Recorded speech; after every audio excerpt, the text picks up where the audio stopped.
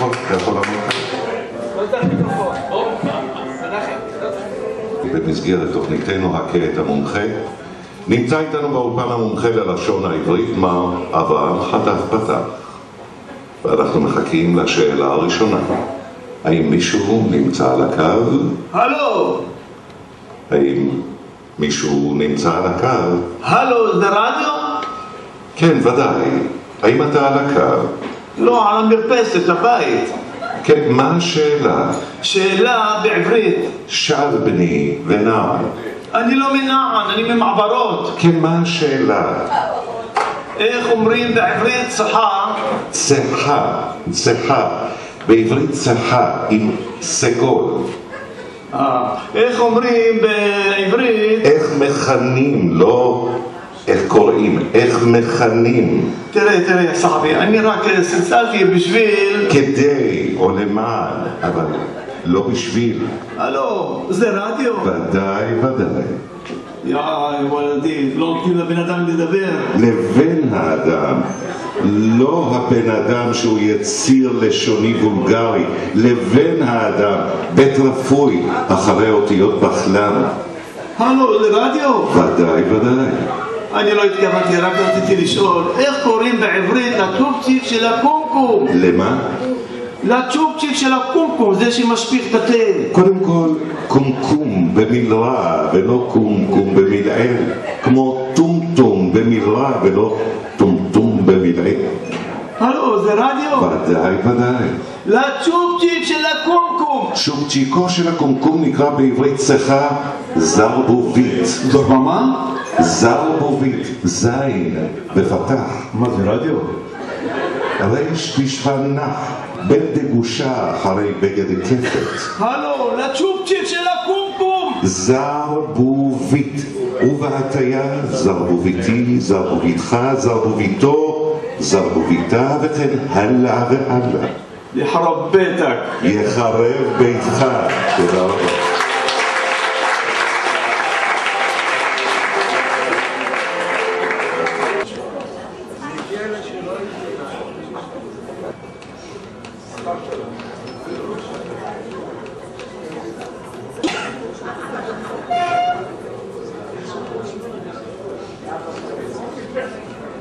אני מבין שיש לכם מסגרת ריקודים, הרכב שנקרא הבנרה, פעם בבית ספר הבנרה, במקום לדבר, בבקשה.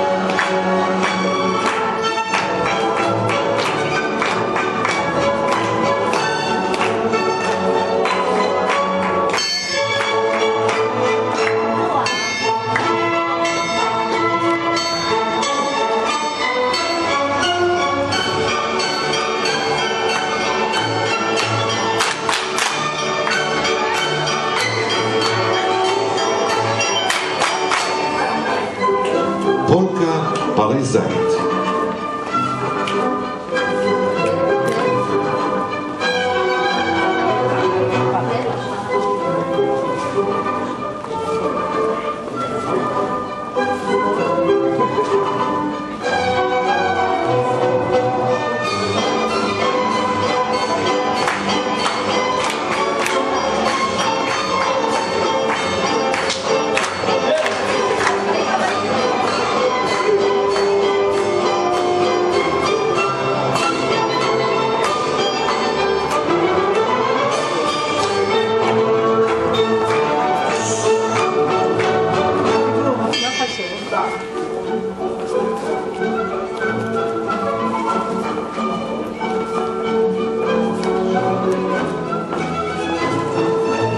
יש כאלה שהולכים לריקודי עם, יש כאלה שמעדיפים להרגיש כמו בבית לאותם ארמונות פריזאיים.